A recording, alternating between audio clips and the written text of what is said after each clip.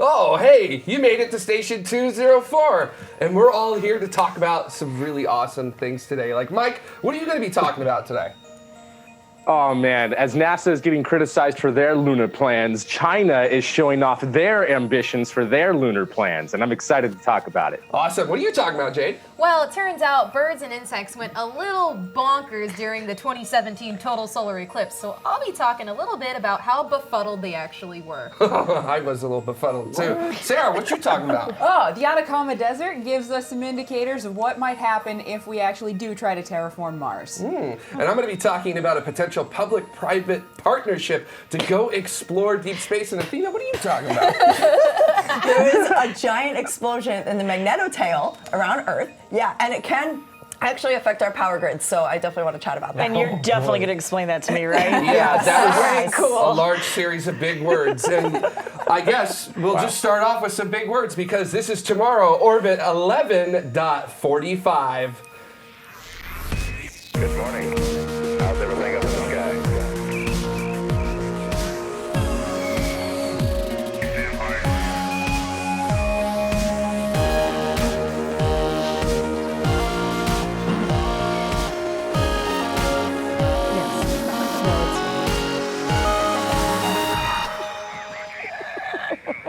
Oh boy, Mike, it is the time of reckoning for you to start this off with. I gotta tell you, you're gonna be a very busy person to start this show off with. So Mike, I'm just gonna hand it to you because you need to take a deep breath and get ready for it. So, It's a good kind of busy. It's a good kind of busy. Yeah, it's a good kind of busy because we had 5 rocket launches this week. So let's start off with all the launches. First off, we had an Electron rocket launch. This one is called It's Business Time by Rocket Lab, and it launched from their Launch Complex 1 on the Mahia Peninsula in New Zealand. It launched on Sunday, November 11th at 3:50 Coordinated Universal Time, and its payload was 7 CubeSats. It was a dedicated CubeSat mission. It had 2 Lemur satellites for Spire Global, a Cicero satellite for Geo-Optics, and even a satellite for the Irvine CubeSat STEM program, all of which were from the USA. It also had 2 Proxima cubes for a New Zealand-based company called Fleet Space Technologies, and also a Nabio, a German CubeSat for a company called High Performance Space Structure Systems.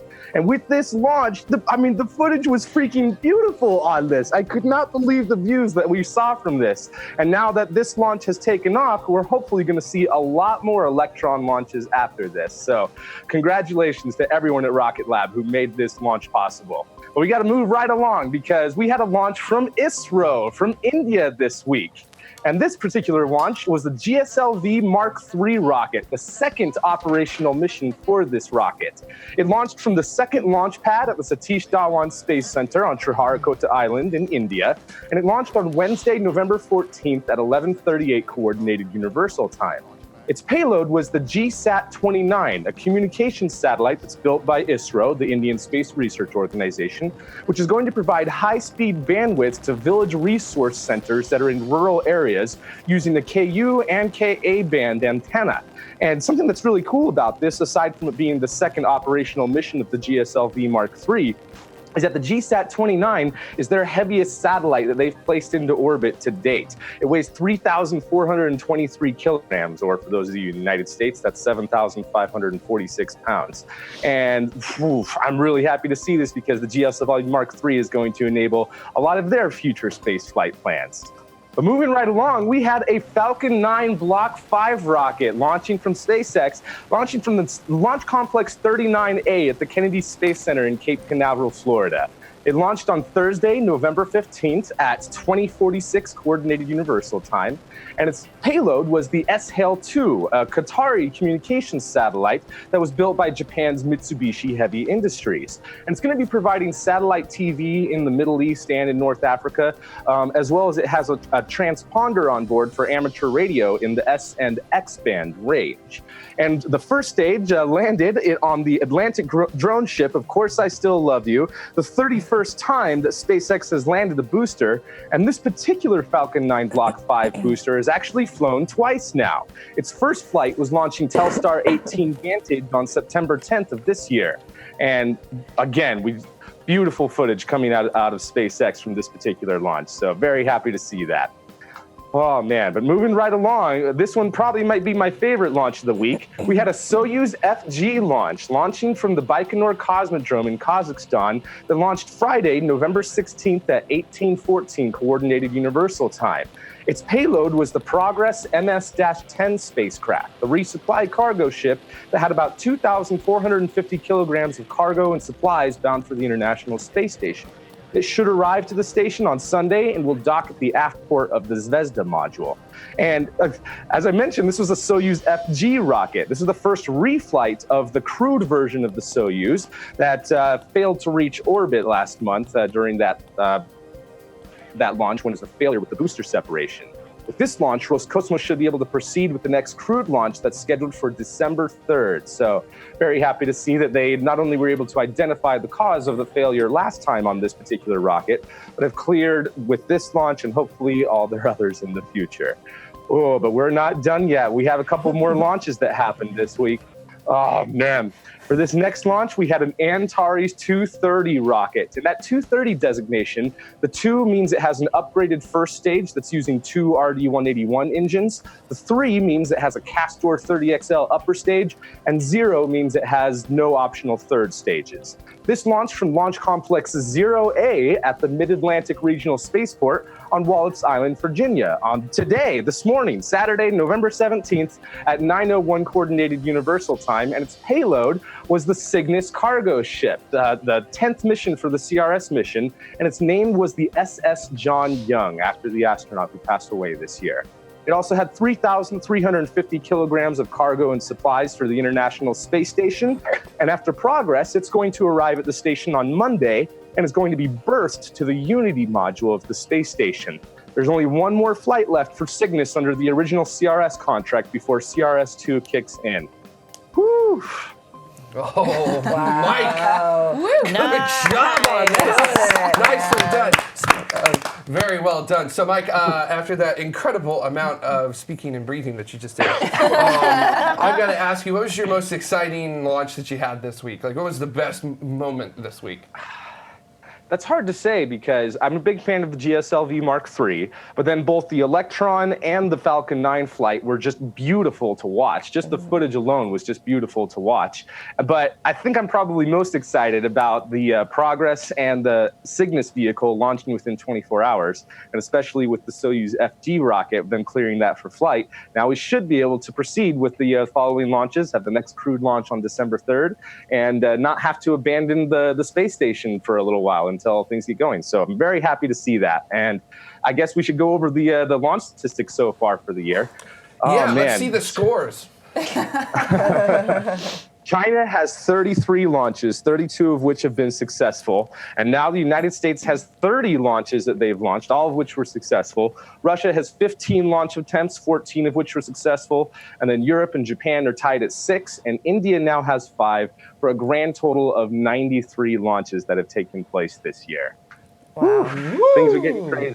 And I'm very happy to see that the United States is catching up to China. So there might be a chance with the last couple of launches that are scheduled for the rest of the year that it's definitely going to be a close tie one way or another. Or the United States might actually launch the most this year. We'll see. Yeah, we'll have to see and then get the results of that bet paid out on air, so that way everyone can see that it has actually happened. Well, thank you. I bet for Earth. Good way to do it. So I guess one day we'll have to take that into account, which that's going to be really fun when we get to do that. There was actually a couple of things. So there's... Matt Eddy from YouTube says that's a lot of minutes. You the man, Mike, first of all. But then CFIT asks, do we know how SpaceX decides which East Coast launch pad they use? Well, they have 2 launch pads that they can use from the East Coast, from Cape Canaveral. They have Launch Complex 40, which is technically on the Cape Canaveral Air Force Base, and then they have Launch Complex 39A, one of the former shuttle pads, and previously a Saturn V pad as well. And that's on the Kennedy Space Center side. It's still part of, the Air Force still kind of controls that entire launch range, but they use both of those pads for different reasons. And I think what determines which pad they use on the East Coast is just their schedule. I don't think that there's any difference with them being so close to each other as to what their inclination or what their orbital parameters would be, because they're basically launching from the same place. But I think it has more to do with their schedule. And eventually, once the commercial crew vehicles start flying, those are all going to be launching from Launch Complex 39A, because that's where they installed the crew access arm that astronauts would actually be able to get to the rocket to. So I think it's just a scheduling issue of alternating between those two pads. Awesome. Yeah, so and they don't have that problem out here on the West Coast with just a single pad out at Space Launch Complex 4. So yeah, pretty cool stuff. Cool access arm. Yeah, it is beautiful too. If you've never seen the images of the access arm, you should definitely jump online and Google SpaceX crew arm, and you'll see it literally does look like it's from the future. So, which is pretty nice, I gotta say. Or the 1970s monorail. Yeah, that's true. Oh, hey, what do you know? Yeah, it's like the 70s vision of the future type of look to it. That's So cool. Yeah, we're definitely not into that here. So let's keep it current. Yeah, we don't think about 1986 Tomorrowland vision of the future. Anyways, all right. So I'll go ahead and go first here today with some of the new So stuff. Jared, what do you have? Thank you, Athena. So I want to talk about something really, really cool that actually could usher in like a completely new era of exploration of our solar system. How so, Jared? Tell us how. I'll tell you how so. So have you guys ever heard of this thing called the Breakthrough Prize Foundation? No. You ever heard of it? So it started by a Russian billionaire called Yuri Milner, who basically wanted to throw a ton of money at these different problems or science things that nobody had been able to solve yet. So kind of like X Prize Foundation? Sort of, except it wasn't like, hey, go do something and I'll give you money. Yuri Milner was just like, take my money, go do this. Okay. So one of really, I think the most reported on one was Breakthrough Listen, where he gave $100 million to get radio telescope time for like the search for extraterrestrial intelligence and other groups like that are hunting for signals from intelligence somewhere, potentially in our own galaxy. So yeah, that's the kind of stuff he was funding. So they actually kind of got in touch with NASA because last year they expressed an interest in actually trying to fund a mission to go to Enceladus. Which is enchiladas. Yeah, enchiladas, as Ben says. But as usual, Ben is wrong. He can't say anything. So I'm right here. He just has to accept I know it. you are. So and what He's are you on going to do about camera. it? So, anyways, Enceladus. There you go. Enceladus is a really like fascinating target because it has the potential for habitability there, and when we look at its surface, we can see that it's relatively young because there's not a lot of craters there, and craters are sort of the way you measure ages of surfaces in the solar system. So if you look at something like the moon, which has a ton of craters all over it, we know that the moon is very old. It's been geologically dead for a while. And you look at Enceladus, it's like nice and sort of semi-smooth. There's not a lot of craters, so there you go. An ice rink, yeah. Enceladus, for those of you who may not know or may not remember, because Saturn's got a lot of moons. Yes. So Enceladus, I just Googled it, is the 6th largest moon of Saturn. Covered in ice. There you go. And it actually, it is covered in ice. It's kind of like Hoth. If you ever look at it, if you ever see the photos of it. If you look close enough, you can actually see the AT-ATs. Pretty cool. Don't talk about the rebel base. But it's edgier because it's got tiger stripies. Oh, yes. That's true. That's the real Star Wars conspiracy. It all actually happened right here in our solar system. Nice. Obviously, the hints are in the Indiana Jones movies.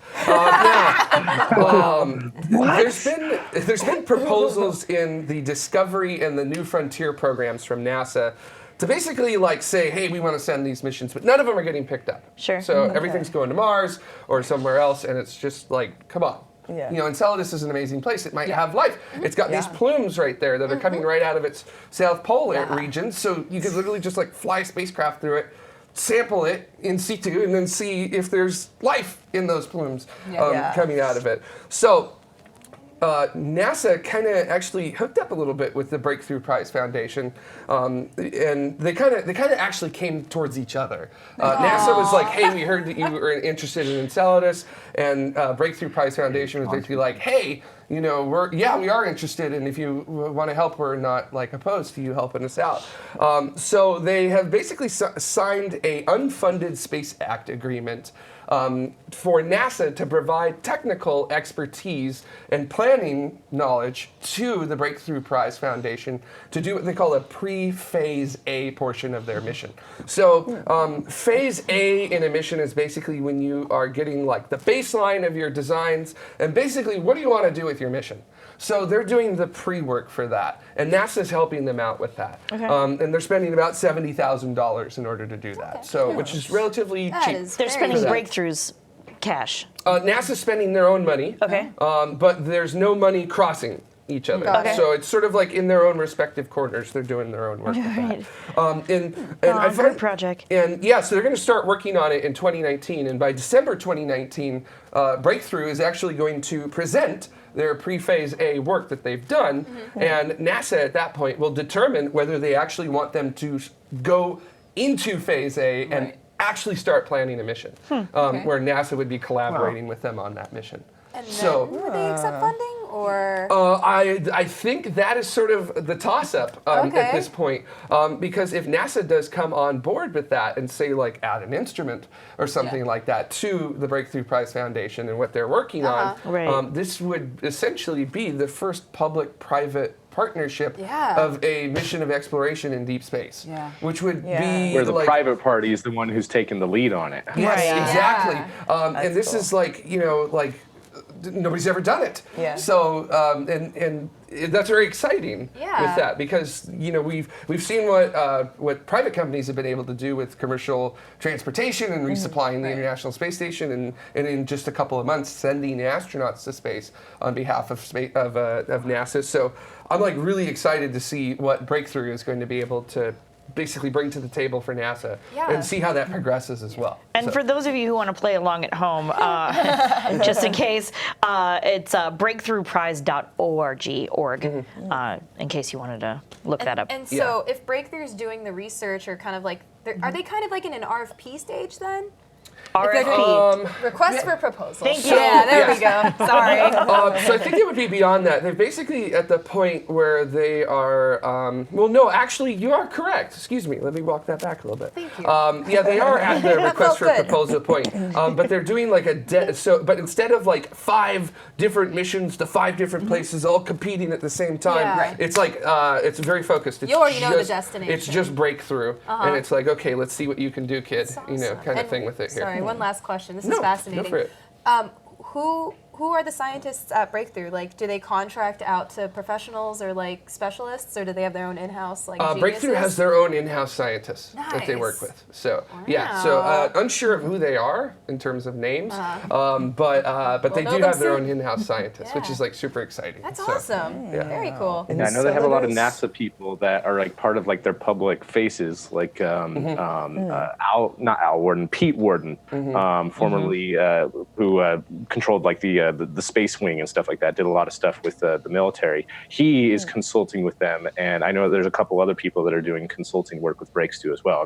And some of you guys might have heard of Breakthrough Starshot. I'm sorry if I missed that. Did you mention I Breakthrough did not talk Starshot? about that. You could, if you want to talk about that, Mike. This is the same company that's wanting to do the whole thing of like laser propulsion with the tiny little chipsets to hopefully be the first object to reach Alpha Centauri system and send out like thousands of them at a time and stuff like that. So it's all being bankrolled too by the Russian billionaire Yuri Bilner. So I think that it's really interesting like a that a little bit, Well- a little bit. But like with the battle of the billionaires there, instead of having his own rocket and stuff like that, he's just like, no, I'm just going to build the cool stuff that you know I'm sure everyone wants to go see. So I think that I like his take on. Let's go to Alpha Centauri. Let's send the first private mission to Enceladus. I mean, that's really cool. Yeah, it's super exciting, and I really cannot wait to see the meat and potatoes of that start to come together. With Do you know that. what would happen with the research? So I know that NASA is open. It's open source because we own it.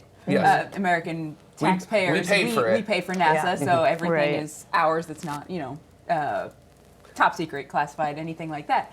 But if another company has paid for the hardware that's doing the research, do we have any idea? Has NASA indicated what kind of contract they would be arranging with this company to about whatever comes out. Yeah, that's whatever really developments interesting. come from this. So as far as I know, from everything I've seen, that has not been addressed yet.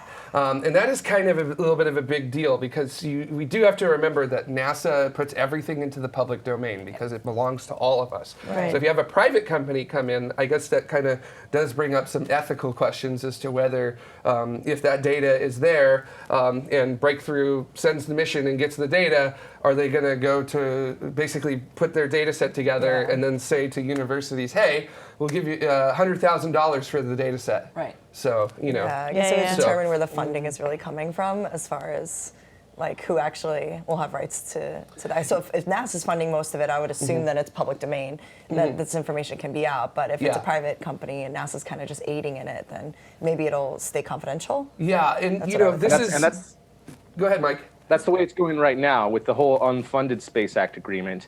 I mean, NASA might not even be doing a whole lot of work for this. They're basically just sharing data and expertise so that they can put together and design this mission.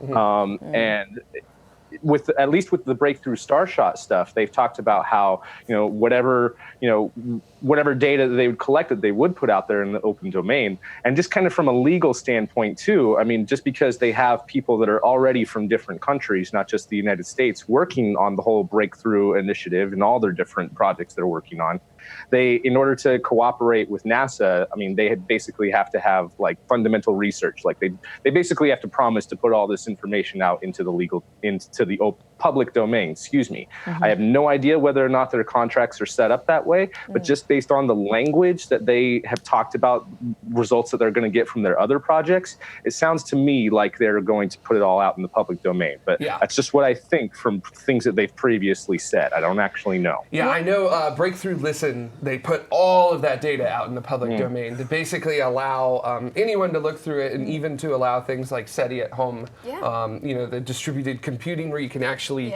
use your own computer at home to go through the radio data and try to find it on your own. So, which if you want to, I highly recommend you go sign up and you Or let your discover an computer's exoplanet, downtime actually right? do Yeah. something. Totally. So, Open source is the way to go. so There's a I couple agree. comments coming off of Twitch. Hanny's for Warp, I can't say it, I apologize. Twitch says, I like seeing NASA in an advisory role with all these companies going to space, which is, Ben has been talking about that a couple of times. And the Neuropilot also in Twitch says, it's often easier for NASA to quote unquote buy the data than oversee the project or directly fund it. Which is, that's interesting. Ben's been on the show a number of times saying, maybe instead of NASA building the thing, maybe NASA should be funding the thing that, or funding the companies that do the thing, which is an interesting concept. Yeah, and that model was tested with like commercial cargo and commercial crew, and it seems like that model has paid off. Yeah. So I guess we'll see. Again, this that'd is be really cool. This is like a true first in terms of like space science exploration. Like we're not talking around the Earth. We're talking like beyond the Earth, into deep space, into the solar system. Nobody's ever done this before, so we're going to literally watch the rule book get written over the next year or two about this. Nice. Exciting. Yeah, very exciting stuff. And I want to talk about something pretty exciting because there's explosions. Yay! I like explosions. Explosions in the sky. And magnets and doomsday and other. It just sounds like a great comic book. Just waiting to happen. So Athena, tell us about the magnetic explosion doomsday cool stuff. Yeah, I kind of titled this crazy because Right? Yeah, there's this That's the name region. of my punk band, Magnetic Explosion Doomsday. So There was an explosion in something known as the Magnetotail, which is around Earth. So we have a magnetosphere around Earth. And the magnetotail is kind of like what it sounds like. It's the tail end, so it's the side facing away from the sun. Okay. And there was this explosion that happened, known as a magnetic reconnection, and they actually happen quite a lot. It also it's what leads into like coronal mass ejections and solar flares. So it usually happens from really excited particles, like in plasma. So it's not like an explosion like we understand it here on the Earth. Like kaboom. It's not like a kaboom. It's definitely not like It's a more like kaboom a- atom bomb. It's like Gotcha. Yeah. But like yeah. really intense. Like you It's don't want to really be intense. in that. It's like a magnetic field driven Yeah. Like all of a sudden it just goes really fast. Yeah, exactly. Whoa, that's cool. And because it's like energy and charge, it's like super, super fast, moves at like supersonic speeds. But because it's such highly charged particles, it affects like our power grid, which is why I said Doomsday for power grid as my title. Excuse me, everyone. And so, like fighting a cold.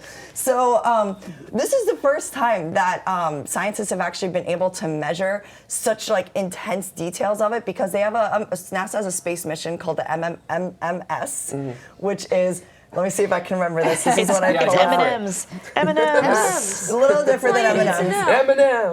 Right. It's more than just a text messenger. That's There good.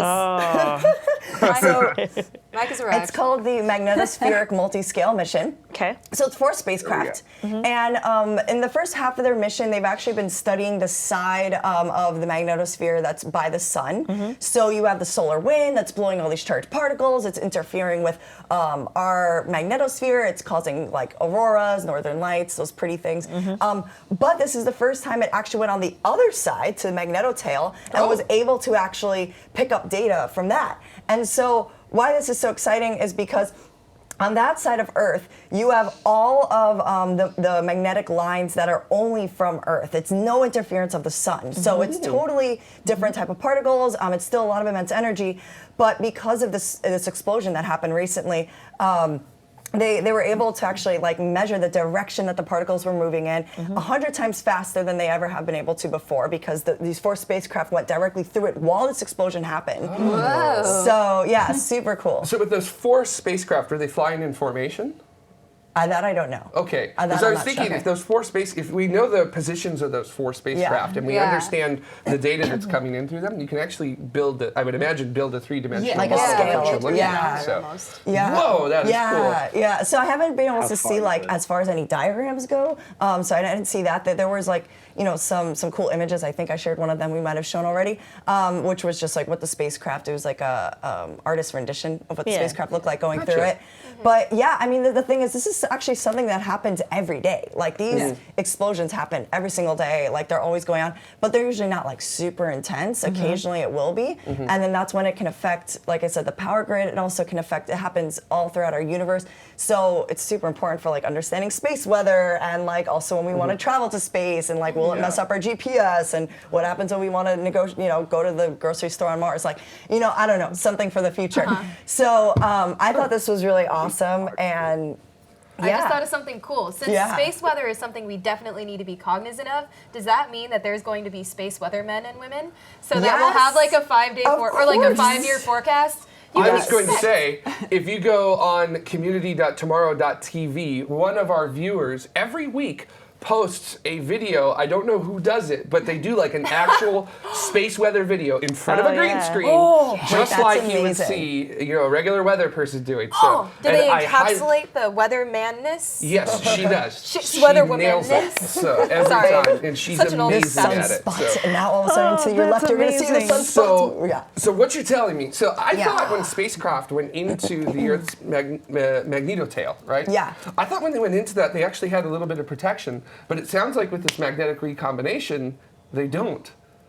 So what do you mean by protection? As Like, far as there was materials? high energy particles don't and get things fried? hitting them. Yeah, Okay. Mike Yeah. got it, so they What don't did get he say? fried. So Yeah. Oh, so they don't The get field fried. itself is protecting the spacecraft. Yeah. But now it sounds like the field, our Earth's magnetic field, is the problem, or the energy It is. source. So yeah, the Earth's magnetic field definitely protects us from like solar winds and space weather and like any like when a coronal mass ejection happens. But there are these occurrences that are happening, and it can definitely still affect as far as things on Earth. It definitely didn't fry the spacecraft at all. Like the spacecraft are totally safe. Okay. This was the whole point, was for them to try to go through it. So I know what you're saying as far as that it would be protecting Earth.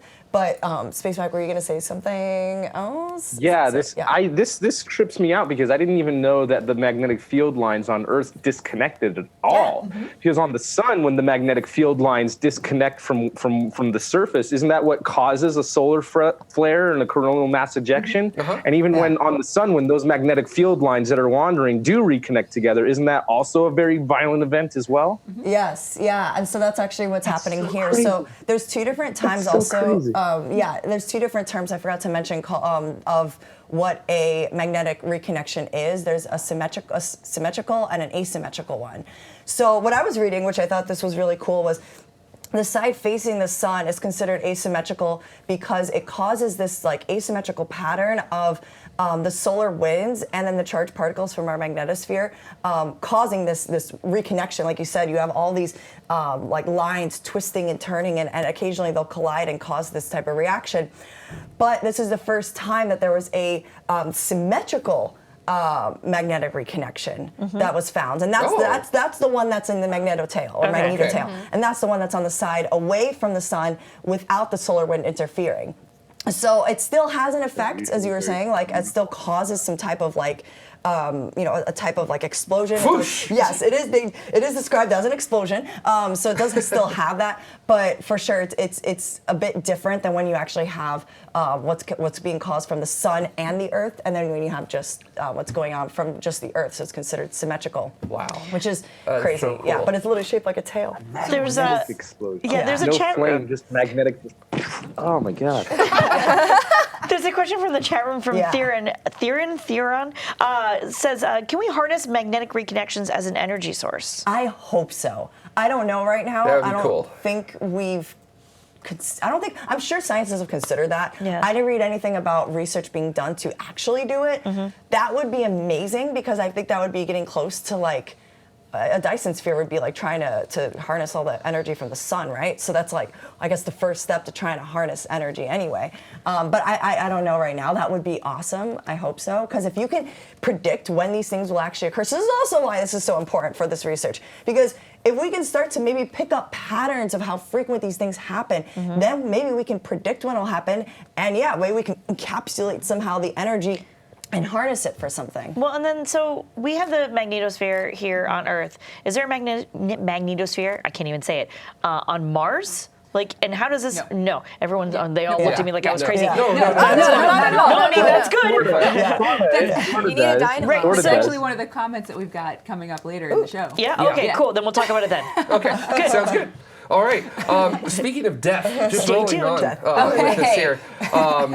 You got Sarah. We're gonna take a little trip to the southern hemisphere. Okay, the Atacama Desert. Yeah. Okay, so the closest indicator, or I don't want to call the Atacama Desert an analog for Mars on Earth because it's not as devoid of atmosphere as Mars is. It's not as dry as Mars is, and there is life there, but.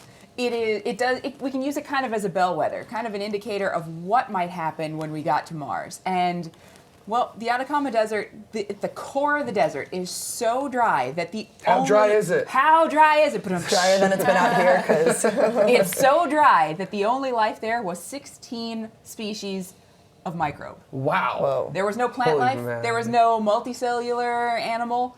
Just 16 different types of microbes. 16. Yes, Wow. 16.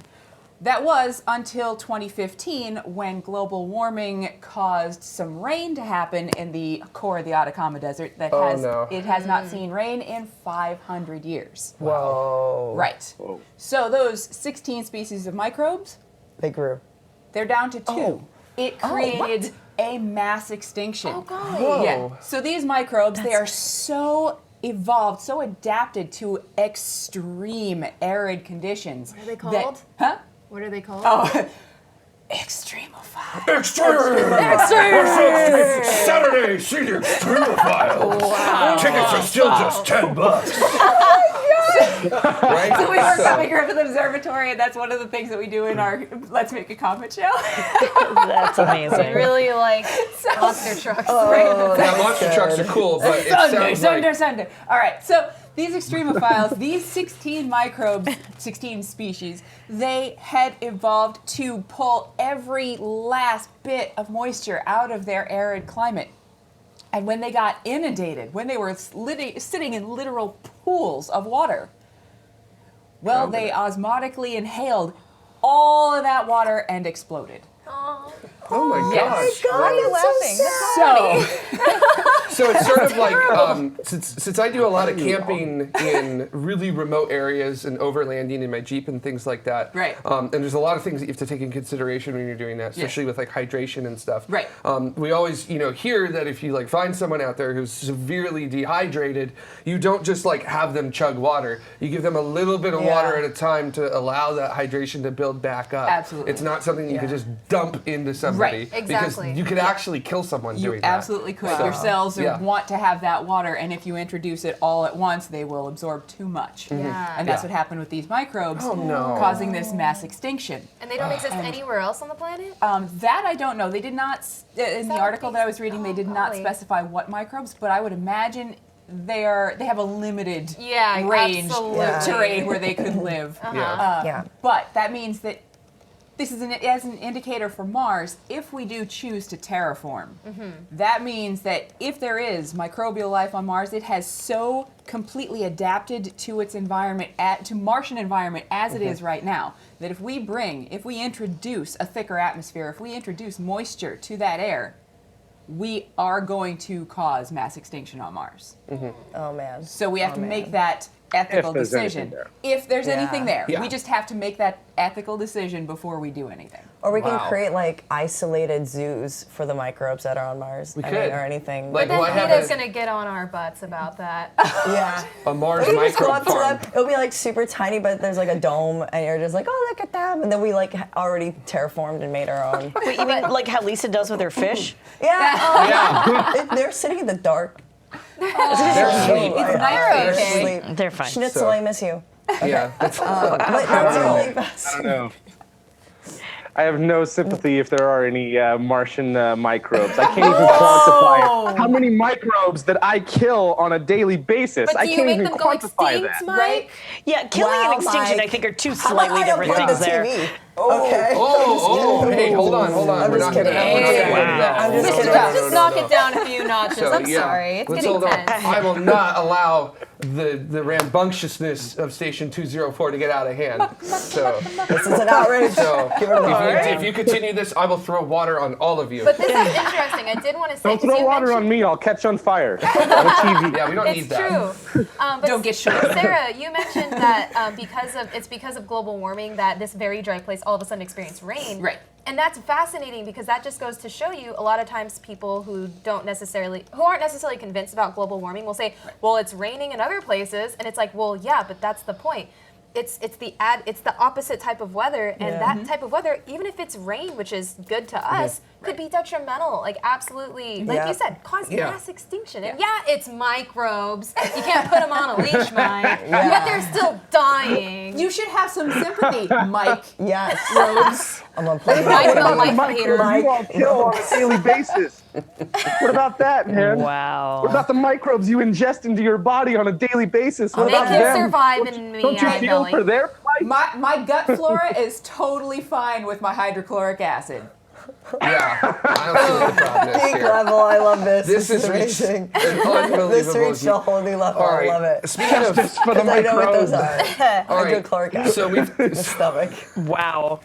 So we've talked about flora and fauna at other places. Yes. Let's speak about some flora and fauna freakouts that Let's occurred. talk about some of little that. bit, How yeah. about we? Freakouts. I want to know about this because Alright. this is close to me because this is something that I actually experienced personally myself, and I'll talk a little bit I would about love to hear my about own it. personal experience with this. Okay, and that's So, awesome you said that because prior to what I'm about to tell you, everything was anecdotal. Well, most things were anecdotal. So we all know that total solar eclipses are amongst the most intense and dramatic events any human or living being, as it turns out, could ever experience in their lifetimes. Well, total Well, eclipse of the heart. That's what we're talking Yeah. about? Yes. That Pat Senator? Yeah. Yeah. Yeah. No, it's not. But look at I'm her. sorry. Keep going. I know, I anyways, derailed it. I'm sorry. Keep going. Right? No, good job. So basically, last year we had the Great American Eclipse in August 2017. Yes. And this was an amazing opportunity for scientists, ecologists to study exactly how animals react, particularly animals who have a very intimate connection with darkness and light. Who have those internal clocks. And what they found was actually pretty awesome. Now, we hear a lot about these anecdotal reports, like Jared, you have a story, and like people are like, oh, I heard crickets chirping all of a sudden. I saw birds fall from the sky. Maybe not, but essentially they were able to use Doppler radar to detect exactly what creatures did as early as 50 minutes leading up to the eclipse, to totality. So before even humans are able to detect that something wonky's going on, already birds in higher altitudes were like, whoa, something's about to happen. And they actually flew lower. And Sorry. actually, scientists... I shouldn't be laughing about this, but this is so funny. I know, I'm glad it's hilarious. Scientists actually purposed this to the fact that they thought maybe, oh, storms are coming because they detected a slight dip in brightness, so, oh, we better go get shelter. Just keep picturing you as a bird. Go on, no, it's fine, it's fine. Oh my god. So yeah, that's one really cool part is the fact that birds will able to detect it before humans, unless you had specialty goggles to detect any noticeable dip in brightness. Well, they or the say difference like in the cats day. and dogs and stuff can feel like changes in weather as well, right? Like like before tornadoes and stuff like that. Sometimes animals get a little like wonky. For those of you who have never experienced tornadoes or pets, that happens. That's definitely a thing. So all right, so birds have figured that out, and then I know you were. Get to the bees. Yes, I will get to the bees. So far, Save the bees. let's just recap here. So far there was a decrease in bird activity. So they either they roosted, they landed in trees, they just got out of the sky because they're like S is about to happen or hit the fan. Right. But the bees, oh man, this is great. So a scientist in Missouri, and I have her name, I want to give her credit, at the University of Missouri, Candace Galen, she enlisted the help of elementary school students and just your common citizens by handing out these microphone USBs, Oh, and then wow. you put them in bushes, bees, and what it does is it doesn't detect it detects the sound of the movement of the bee's wings. Because if you were to take bees' wings and then put it in a microphone, it would sound like a jet engine. They're just like, That's so cool. they're noticeable. And so what they noticed was that, in a microwave, and you're giving me a hard time about microbes. who said anything about putting bees in a microwave? Microphone. Microphone. Microphone. Mike, stop. It might have been garbled. I heard microwave. I'm just like, Mike, what? stop. Mike. Wait, think about that for a second. Okay, guys, there's an eclipse coming up. What you do is you take the bees, you put them in the microwave and record it, and they sound That's like what I jet heard. engines. Oh, I'm so glad that you. That's what I thought I heard. That's what I thought I heard. No, nobody is nuking any bees, It's like to my popcorn. knowledge. Okay. Not in this study, Okay, at least. okay. So essentially, what Okay. they found, what they had hypothesized was that, similar to birds, they'll detect a gradual dip in activity. Do you need a moment? No, the story's but just what being a lot funnier than I was expecting it to be. My intention. But what they actually found was that bees literally went from bzzz, Like And they they fell just- out of the sky? they just stopped. They just stopped. They just stopped They stopped flying. out of Now, I nowhere. don't technically know if that means, if there's any bee experts out there, what happens when a bee just stops flying? Do they fall down? Do they land on something? Like, I mean, have you seriously? seen the weight to mass ratio, to go back to Mike from last week, the like teeny tiny little wings on these gigantic, I mean, bees are not, They're thick. yes, they're thick. Yes, that's good, I like there that. you go. So, yeah, you would think if They would just be like, that's so they terrible. just stopped all of a sudden. Maybe they all my planned guess- to land at the same time. My guess They all is planned that it? They all were like, It was a "Okay, flash mob. Okay, I'm gonna guess on this one. I just want to totally just throw my conjecture out here because I think they were moving toward landing. Because So, okay, well, wait. So does that mean... so there was prepared. noticeable light dim, and Yes. these other insects they navigate by using the sun. Sure. Right? Yeah. So they're segmented eyes. They kind of gauge where the sun Just is like to that. know Right. Just where like that, they yeah. are. Yeah. Right. So as the sun is dimming, it's going to look more like twilight. Right. So they're going to Yeah. start acting as if they're heading toward They're high. the end of day. Yeah. Right. Yeah. So they So they probably don't know would where have they been are. preparing for that, finding some place to settle. my guess. Got it. I like That to think sounds a that lot too. more logical than just falling Right. in midair. As funny as that is fun to I was imagine. saying, Jade, you have such a dark sense of humor in general. There has to be a way we can like conduct this though. Like just get a bunch of bees in a room, have the lights on, and then make an artificial solar eclipse and just turn all the lights off and see what happens. We'd have to make sure that they were responding to the light source In as the if it first was place, the but sun. Yeah, like I feel a like that's an gradual Experiment that dimming. could definitely happen. Yeah. I mean, yeah, we put them outside and then we suddenly just put a dome. Well, We'd over have it. to- When's the I'm next sorry. eclipse? 2024. Yes! April 8th, 2024. I love all Wait, of what you. day is that? I think it's a Thursday. At what So, time? Is it time? it depends on where you are in the United States, but I already know where I'm going in Is it Texas. on one of your two watches already I synchronized? already know where I'm going in Texas. One for it. each So- coast. So assuming there are still bees in 2024, we need to put cameras on fields. Yes. wow. Guys, let's conduct They this. are now officially Okay. an endangered species. That's the true. The honeybees, Honeybee. right? Yeah. Yeah. I can't eat honey anymore. But anyways, No, so honey. No. Honey farming is actually they're not taking us with them. detrimental to bee. It's not? So most honey farms are actually they preserve the population because it takes a lot of work to raise bees. They don't want to damage the larvae. Man. So they Going through like puberty. Yeah. But- By the way, April 8th, 2024, actually a Monday, not a Thursday. Oh, it's a So Monday. what a way kick to off, start the week. kick off your week with a little shadow. So was 2016. Yeah, last year's eclipse was 17. Yeah, Yeah. it was 2017. It was a Monday as well. Wow. But Maybe tying this this is back to planned. like, for instance, us. So yeah, it's cute.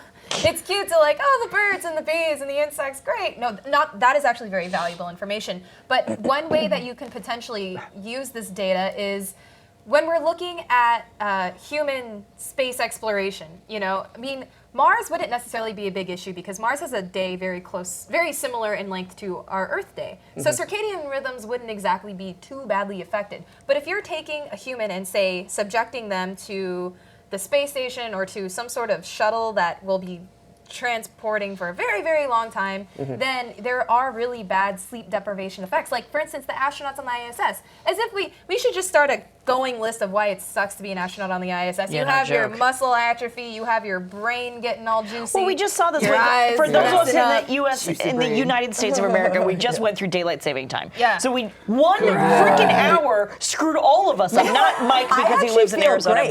but I feel better but with this hour back. I don't know why. No, All because right, we're on crazy solar pants. time now. Either Summer way I is go- artificial time. Either way I go, I always Yeah. end up So feeling like summer crap. saving time. We are now on standard So- time. Oh. Yeah. So this is what we should be. But I didn't know all that year. about natural artificial time. That's interesting. That's not a thing. it's Yeah, but we're natural sun Don't get Ben beings. started. Don't give him the mic. I have to meditate to the sun every morning with my wellness formula. Okay. oh my god. All right, Gina, Okay, next Gina I'm done. gets to break, trigger Ben. please. She Can knows we how to move trigger on Ben. now? Thank you. I just wanted to add on to this that Yeah. when I was at the eclipse, I was in the path of totality in Oregon, and I had some reactions that occurred personally myself. You did. So Oh, yes, go on. which one of the things was I remember when totality began, the first couple of seconds, it was absolutely terrifying to me.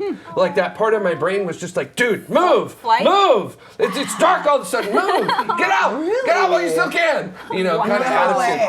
And it kind of like I ended up asking the people around me, did you guys kind of feel that way too? And they were like, Like yeah, the panic? Like we felt like there was like this real like all of a sudden like feeling of like unstoppable power occurring in front Now of us. imagine you how know, people so- felt before they knew what it What it was. was. Yeah, What science that must have been was. nuts. I don't So- think it's a coincidence that almost every culture on Earth created a mythology around some giant space thing, mostly dragons, consuming the sun. Yeah. Nom, nom, nom, nom, Well, I nom, mean, nom. who doesn't want to eat Wow. the sun? Space Right? dragons. Anyways, Space dragons. Yeah. before we go to break, I do want to make sure that we thank our escape velocity citizens. These folks give us $10 per episode. They help make the show happen. I mean, everybody makes the show happen here at Tomorrow. But, you know, without your help, we're not able to do this show. And to me, this show is incredibly important to me.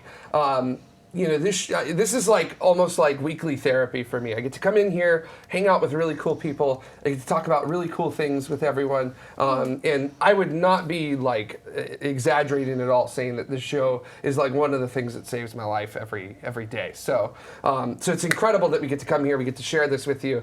I just feel like this is so like in my purpose of what I want to do in life that like I'm just amazed that there are so many people who want to contribute to this show and make it happen. And if you would like to help contribute to this show, you can head on over to patreon.com/TMRO. So we're going to take our first break, and when we come back, Space Mike, we've got a really interesting story from you about a place that we have been paying attention to. So stay tuned. There's more tomorrow right after this. Look into her face, determination in her eyes. She won't give up or quit or fall for little fashion lies. Filled with awesome expectation, this girl's a fascination. And nothing in her way will keep her from her destination. 'Cause she's fire walking, she's fire walking. When it's hot, she keeps on moving. Through the heat, keeps on improving. Yeah, she's fire walking, she's fire walking to be free. AOS, because Ben told me to say it. Anyways, here we are, back again, and we're just going to go straight over to that hologram right there. Mike, you got a little bit of a thinking I got to piece admit, tell this is us a little about. convoluted for me, so you're going to have to explain some of this stuff. Yeah. Go on. Yeah, let me give just a little bit of pretext, and then let's talk about this.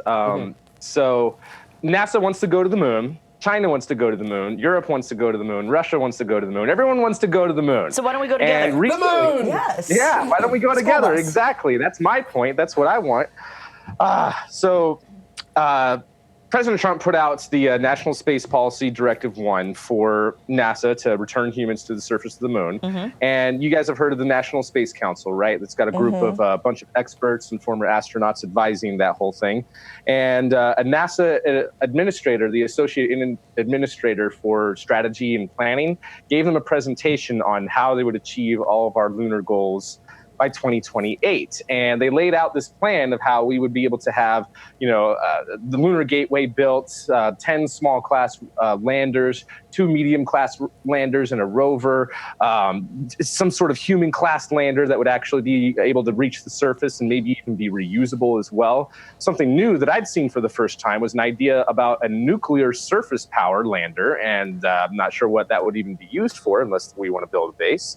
And then, of course, having humans on the surface by 2028. And the response they got was very, yeah, that's cool and all, but that's a long time. It's so far away that it might not even matter by then. That's literally 10 years from now. Yeah, but we see this all the time. Presidents say this all the time, that we want to go to wherever it is that we want to go to, but it's going to take like 10 years plus what have you. So like, are we going? Are we not going? I know there's been a lot of responses. Buzz Aldrin had to, say some things, and Mike Griffin also said a whole bunch of things, but skipping forward on that, seriously, are we going or are we not going? I mean, we've been working on it now for over 10 years. And during the Obama years, there was no official plan to go to the moon, but a lot of the architecture was still being worked on. And just coming up with this whole gateway concept, period. And I think Ben might appreciate this. Mike Griffin, the former administrator of NASA, he was saying how he thinks that the gateway is, from an engineering standpoint, a stupid plan. At least at this point. That's because it's the a gateway stupid plan. Ben definitely agrees with that part of it. So how does China fit into this then? China fits into this because they, during just over the same period of time that this meeting happened, they had their Zhuhai air show where they were showing off a whole bunch of new hardware, setting up stuff for their Chinese space station. And they also talked a bit about their lunar plans. And something that they're going to be doing, something that I think is really interesting, is they're actually redesigning their space capsule that would send humans into space. And they have a couple of variants that would actually be used for lunar flights. And something that I think is really interesting is that they have all of their funding levels, like going through all their details, because they have their 5-year plans of what they're going to do. First, they're going to build their space station in low Earth orbit, cooperate with everyone that they possibly can. Here's a picture of their Chinese space station, and the first module, Tianhe, or Tianhe, is going to be launching in 2020, hopefully. And there's just so much stuff that they want to do, and they're already leading that kind of effort to not only do their space station, but to go to the moon together. They're already partners with the European Space Agency. I mean, we've had a couple of European Space Agency astronauts who've been doing training with China, not just for flights on their Shenzhou into their space station, but eventually towards their lunar missions. Russia has been in close talks with China to talk about going to their moon base. Eventually, China wants to build a moon base on the surface. And something I found interesting is that they want to use similar modules that they would be constructing their space station out of. And doing this type of plan, they know that they can do it without anyone else. If no one else joins them other than their partnership with the European Space Agency, they'll be able to do this by 2028, or so they claim anyway. And yeah. Okay, because Zapfan from YouTube says vision without funding is just a dream, which, I mean, yeah. Mr. BFR says you go to the moon and you go to the moon and everybody goes to the moon, which is awesome. And then Launchpad Astronomy off of YouTube says, I don't know if it'll happen without serious funding. So, so what you're saying, Mike, is that it very well could happen with China doing it on their own. It'll just take longer, but if they team up with the European Space Agency, it'll happen sooner in theory. Also, some of this stuff, if I may, kind of sounds a little bit like some of the the Gray Dragon stuff that SpaceX was doing for a wee bit that apparently went by the wayside. But it's an interesting concept. Regardless. Interesting. I kind of just want to say this pretty bluntly, Mike. So don't take it too badly. But who cares what China's doing? Who cares what China's doing? I think America might care. I think because we have we have a Chinese Russian mission sending taikonauts and cosmonauts to the moon before we send astronauts back to the moon. Sure, but that's the only reason why I think people might care. But we have laws in place that the United States government has basically said that you are never allowed to collaborate with China ever on space flight. So is that kind of causing us to lose a bit of our edge because we can't cooperate with China? Do we need to change the law? Is this kind of what we should be really sort of aiming towards? What's the end game with this between NASA and China? I would say so because with the current plan that NASA has, they won't be able to achieve those goals without international support. And with China doing what they're doing, they've pretty much already set the money aside. They've already funded up until 2028, and with international support, they hope to do it even sooner. And the big thing is whether or not Russia would be able to cooperate and add funding level to that. But as far as the United States, if we do not cooperate with China, as China is becoming it seems to me like the new leader in spaceflight, everyone's going to start cooperating with them, and then we're going to be the odd ones left out. The United States and NASA is going to be the ones that are the odd ones left out. Well, no, don't say that, though. The thing is, all ships rise at the tide. So it's not that we're being left out. We might be getting back to the moon a little bit later than either A, we originally planned, or B, after somebody else gets there as well. Green Jim in the chat room says, be funny that whilst U.S. and China are posturing about whether or / how to get to the moon, that India just rocks it up and does it, which would be amazing. I totally agree with that. That would be very cool. I kind of want to throw this at you too, Mike, which is that in regards to China, what would Cislunar 1000, which is United Launch Alliance's plan to develop and build and basically get a cislunar economy going, how would China affect that? Would they even affect that? Or would Cislunar 1000 challenge China in what they're planning to do at the moon? Well, they don't, as far as official plans and things that have actually been funded, they don't have any plans to start mining resources on the surface of the moon. But they definitely have lots of ideas about that. And so even if United Launch Alliance undertakes their Cislunar 1000 plan and starts mining resources and having propellant depots in orbit, that would be in competition with China, and there might be a race that would be going on if China decides to proceed with that type of architecture as well, and having propellant depots in space and getting the fuel from the moon. And so that might actually be good because competition is also really good for spaceflight as well. Yeah. Well, this is definitely it's going to be an interesting decade coming up with all of this going on, and I really hope that we all keep our eyes on it because it's going to be really, really fun. Definitely. Yeah. So, and if I recall correctly, China's actually getting ready to launch a probe to the moon in just a little bit, right? Mm-hmm. Yeah, the Chang'e 4 lander hopefully will be launching either, is that at the end of this month or in December? I think it's in December. I can't remember. I know it's sometime around that. So I know it's before the end of the year. So before the end of this year. I thought I saw something like an official day announcement. I don't know. I don't know if it's gone any further than that. So, but wow, geez, Mike, that was a pretty deep dive story, and that's really it's exciting, and also like I'm really like super interested to see where all of that ends up because. This is for China. It's been a very long time coming for them. The decades of work into this to make that finally happen with them. So this could be really cool for the U.S. because I mean, the last time we went to the only time we went to the moon was in competition with somebody else. Yeah. So Yeah. now. Yeah, we're that's coming why for I you, agree with China. that statement Maybe about the we might- competition, Yeah. but at the same time, that might be the kick in the butt that we need. Yeah. Because Yeah. America loves to win. So I still feel like there should be some type right. of collaboration once we get to the moon, but like that's just my opinion. But Yeah. Wow. Huh. Well, I'm excited. Interesting. New decade. all right. So what we're going to do, we're actually going to go straight into comments from here. Usually we take a break, but we're just going to go straight into comments.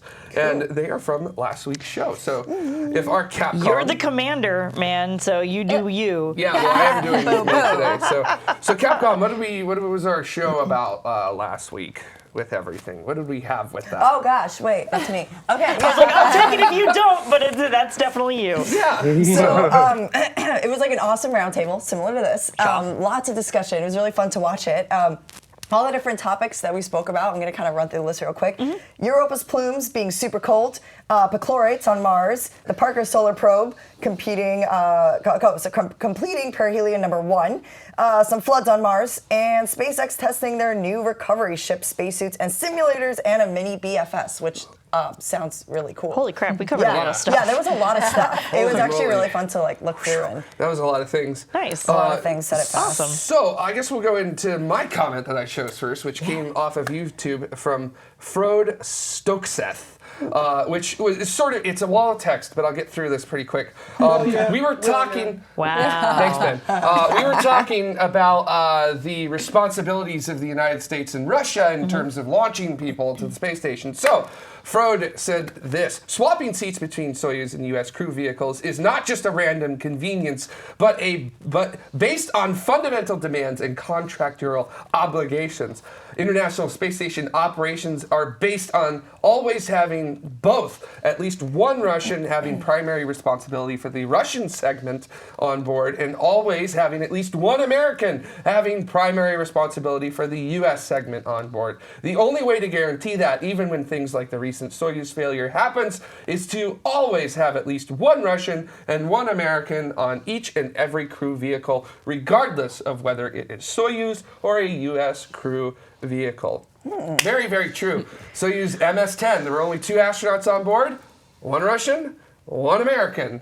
There you go. And I did forget about the fact that the International Space Station basically has a U.S. orbital segment and a Russian orbital segment, so it makes completely perfect sense why you would have a specific astronaut from those specific countries there as well. And even looking back at other Soyuz missions, like the upcoming one, we've got a Russian, an American, and a Canadian that are going to be flying up on December 3rd. Even looking back at the shuttle missions for the crew rotations that they would do, there was always 1 American and 1 Russian, and then another astronaut from somewhere involved with that. So there you go. Really, really cool justification for that there. I'm wondering if we actually end up getting into like a major competition with China, right, about going back to the moon. Do you think, if they actually do make it to the moon before we go back, that they're going to be kind of like maybe that 3rd astronaut that's going to be kind of mandatory? Because, like Russian and Americans, they were in the space race in the 60s. And now if we're in the space race with China, do you think that that's going to be kind of like, I think it should be sort of a mandatory thing then at that point to have at least a Chinese astronaut as well. And then maybe some other ones, But I just think that there's something we can bring different to the table if we bring in other nations. Yeah, and you're going to have to change U.S. law to do that. Yeah. So. Yep. Which I wonder if that would ever change, but we could talk about that another time. Yeah. That's politics. We could do a whole show on that. So. Oh, gosh, very but do we interesting. want to? Yes. Yeah. All right, Capcom, it's your My turn. your own. Okay, comment so there. I think this was in reference. Oh my gosh, my microphone. Okay, I think this was in reference to the perchlorates on Mars, or the Parker Solar Probe. I'm not too sure. No, this was about the flooding. It was about the flooding. Sarah's. Okay. Yeah. Sarah's, So I really yeah. just loved this question. I thought it was really cool, so I wanted to get the answer from you guys. So it's from YouTube, from another Glenn. So they say, hang on a second. If we put a dipole on in the Lagrange points between Mars and the Sun, would it need to produce thrust toward the Sun in order to stay at the Lagrange point? If it is deflecting the solar wind, does the solar wind exert a force on the dipole? Yes? No? Would it be easier to wrap a coil of wire around Mars itself? So I just like the idea. That sounds complicated. I don't know a whole lot about it. Yeah. Yeah, But putting a Sarah, coil. do you have the answer for this? So about whether or not Yeah. the dipole would need thrust, I would imagine yes. Yeah, that's what I was thinking as well. But easier to wrap a coil around Mars itself? Heck no. That's a physical wrapping around an entire planet. Yeah. That's going to be, That's like a level of villainy that we don't have It in is. engineering at the moment. Yeah. not yet. We're like, those are like... This is just such a that's visual like comic Ring for me. World That's literally level. why I chose it. Yeah. But my understanding of Worlds. Lagrange points is that they are these sort of weird Bermuda Triangle points where they're Gravitational balance Right, points. they're neutral Yes. gravitational balance, right? So they stay. Whatever you put there, in theory, stays essentially there Right. for the most part. So why is a dipole different? / what is a dipole? Okay, so a dipole, it's going to be just a source for a magnetic field. Okay. It is, a dipole means it has two poles. It's a north and a south, creating a deflective shield all in one piece. Captain America. Right. Okay. Yes. Okay. So, Yes. and so... But it- invisible. Right. Right. Except for the deflection of the solar particles, Right. which is what allows us to see the Earth's magnetic field. Okay. Ish. Well, I mean... We see those as like the Not, northern yeah, lights. not invisible light, but yeah. So in the charged particle effects. So what would happen is you put it at the Lagrange point, and yes, if it was not really even things like Kepler, which was at a Lagrange point. No, Kepler wasn't at a Lagrange point. No, James Webb is And the going to a reason- Lagrange point. So it is going to need some station keeping. Okay. But on top of that, the point of the dipole itself is to be a deflective shield. Copy. So Okay. while it's not receiving, I mean, there's such a thing as solar wind pressure. Right. Right. Just That's what they mentioned. yeah, just even dust in the asteroid belt is being shifted by solar wind. Okay. So this dipole would be affected by that, as well as if. So one of the points of the dipole is to deflect the solar radiation. If what happens to Earth's magnetic field Yep. is that if the sun has a really big moment of coronal mass ejection, hard wind coming at you, it splits the magnetic field, like Athena was talking about, and this kind of almost can make an exposure to the platform itself. Then it would definitely need adjustments Okay. after So, yeah, last week we were accumulated talking- deflection by solar pressure. Okay. Yeah. Interesting. So That's so cool. eventually, Yeah. so Yeah. you would need to build it with the ability to adjust, but it wouldn't be huge because it would be at a Lagrange point. Interesting. Okay. So yeah, that's literally why I asked the question. I Yeah. feel like you were on today, and I was like, I know Sarah will have the answer. So I thought that was a great question. Yeah. I'm really happy about that. I still like the whole wrap a coil around Mars itself idea. But you know, yeah. Super ridiculous, but I had a couple years ago I wrote like a short where a friend and I were arguing about how to regenerate Mars's magnetic field, because the question from earlier was, does Mars have a magnetic field? And Right. the answer is no. It does not have. So Earth's magnetic field is created by we've got a solid iron core and we've got a churning molten iron core around that, and the convection and rotation of that molten core around the solid core creates a magneto, which is what drives our magnetic field. Mars, we think it has a molten core, but we do not see any evidence of a magnetic field. We don't think it's convecting the way it used to. Okay. We think it is cooled enough that it doesn't convect It does have the way a couple Earth's of pockets does. of magnetic Yes. anomalies. Though. Right. So Just a it's couple. got some stuff, but it's not a protective shield the way Earth has. Okay. And one of the things that I was, instead of putting a wire around Mars, one of my ideas was a satellite network. And you can channel the solar wind around, and then even at the far side in the magnetotail, you could have focusing equipment to redirect any incoming impactors. So if we're going to this effort of creating a magnetic field around Mars, well, that's because we would have people on the surface. We would want to protect those colonies from incoming impactors if there was anything life-threatening. Yeah. If we could create a solar beam deflection array on the Kind of backside like the video of you Mars. see with the paper airplane and all of the fans all pointing in like a similar direction, so that it just continues to spin around and around and around, Yes. like that. Yeah. Okay, cool. See, now I got Very it. cool. love this. Perfect. All right. Thank you. Very good. Thank you. Yay. Pretty good. Awesome. So, Thanks for answering. Mission Specialist 1. Oh, Not that's it. me. All That's right, you. cool. So I don't know. for I it. looked over. I'm sorry. Let's see it. No, All that's right. fine. It's not me. Okay, so John Bravo on YouTube. Okay, so it was talking about when we start talking about terraforming Mars, he referred back to Robert Zubrin and his solution or his comment that you cannot use 21st century mind to solve a 24th century problem. Whenever the time arrives that we are terraforming Mars, the ways in which we achieve it today would be completely unimaginable. The problem will be solved by a solution sometime in the future. Okay. Yes.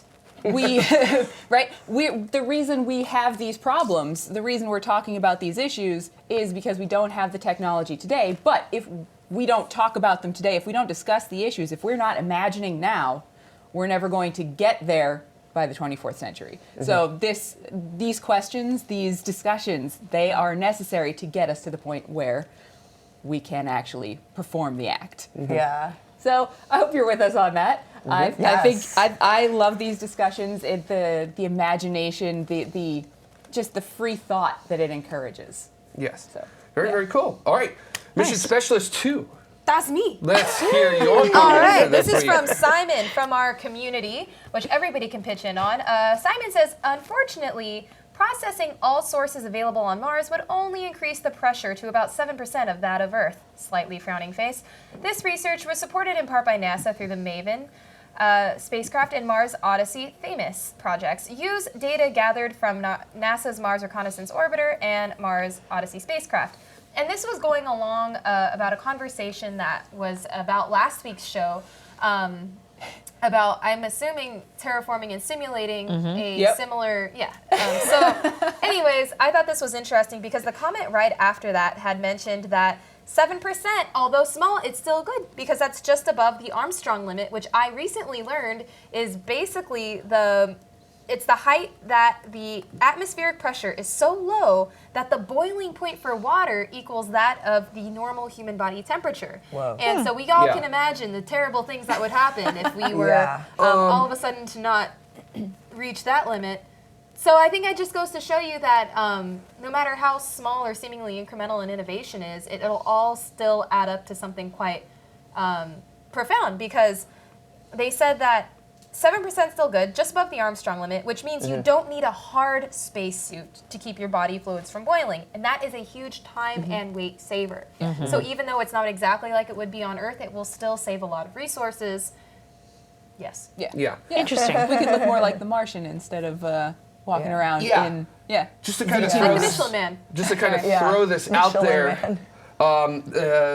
The summit of Mount Everest, which is very difficult for people to breathe at. Yeah. Basically, the summit of Everest, the human body doesn't really work all that well. No. That is 36% of the atmospheric pressure that we have down here at sea level. So Yeah. 7%, you're going to be even worse off than you are at the summit of Mount Everest. Oh, so yeah. just to Just throwing it out clarify there. here, don't take your spacesuit off, even on Terraform Mars. Yes. So really bad stuff. All right, hilarious. now moving on to the hologram for our final comment of the day. Hologram. And I feel like we've covered this one quite a bit already, but this comment comes from Streetwind regarding the U.S. and China cooperation in space. And basically the point is that the person who's mainly responsible for maintaining the provision for not allowing NASA to cooperate with China just lost their re-election. So while there's no guarantee, it's possible that the provision may be removed at some point in the future. NASA is always eager to cooperate with China, very true, and they just aren't allowed to. And that provision never goes, then you can be sure that something will happen fairly quickly after that. And yeah, there are lots of people that have been in support, not just from NASA, but there have been a couple of people within Congress who talked about cooperating with China. But of course, the main reason why we don't is a lot of the human rights violations and things like that. But with the way that the elections turned out, we might be able to get rid of that provision, because it's not like this is set in stone. This isn't an amendment to the Constitution or something like that. This is just this is a ban that can be taken away. So I think that there is a good potential for that, and I think it's the responsibility for those of us who are in the United States to contact our local representatives and tell them what we, the people, want. Yeah. Worldwide cooperation. Very important. Yeah. And however you feel about that, go ahead and contact them and let them know what you think about it. Yeah, or if you feel completely the opposite, you make sure that you're represented. Absolutely. Yeah, let your voice be heard. And I just kind of want to throw a little thing on there that maybe we could talk about at the end of the year, which is that in the midterm election that we just had, quite a lot of the representatives who are very pro-NASA and things like that were actually voted out. Typically when you're running for election, NASA's not really something that you put on your agenda of this is what I'll do when I get into office. So it'll be 2019 is going to be a little bit interesting to see where the barometer is going to shift for some of these things, but that's for another show somewhere else. And to wrap up our show today, we want to thank you folks, the citizens of tomorrow, by thanking our escape velocity citizens. You give us $10 or more per episode, you get some really cool stuff for that. And we also have our orbital citizens. You give us $5 or more per episode, and every little bit helps. And we don't just have orbital citizens, we also have suborbital citizens as well. They give us $2.50 per episode, and as you can see, there's quite a large number of you there. So get out your Sharpie, find yourself, and circle yourself on the screen. That's a good way to do it, to find your name that you've got right there, It may change right? as more people start to contribute. Dry erase. Yeah. And then if this was not small enough text for you, here's the ground support citizens. They give us anywhere from $1 to $2.49 per episode, and every little bit helps. You are the reason why we're able to make this show happen. It is just so fantastic that we are able to do this. So next week, we will have Orbit 11.46. Yes. It'll be the Saturday after Thanksgiving for us here in the United States. So bring your leftovers. Bring your stretchy pants. Be in a food coma. Bring your stretchy pants. And bring your relatives that you may not like as well. love us. We'll launch them to space for you. So Well, we can all have a conversation with them, yes, we could. Yeah, with some tofurkey. right? Please bring your family's questions about space. We would love to answer them. Yes. Yay. Oh boy, excellent. So good. I know thank you. maybe it sounds crazy, but maybe we should go around and talk about what we're thankful for that came from spaceflight. Yeah. Maybe we should do that because That's Ben sweet. loves spin-offs. So, on that bombshell, thank you so much for watching Orbit 11.45. We'll see you next week after dark, right after this. Bye.